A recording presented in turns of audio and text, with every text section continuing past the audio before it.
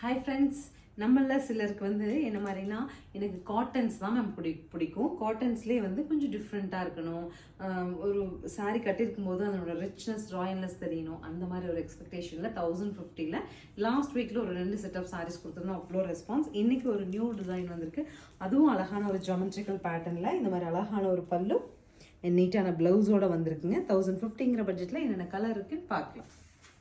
Next is grey pallu and blouse. Next is a brick red pallu and blouse. Saree oda look it. Next is a bottle green pallu and blouse.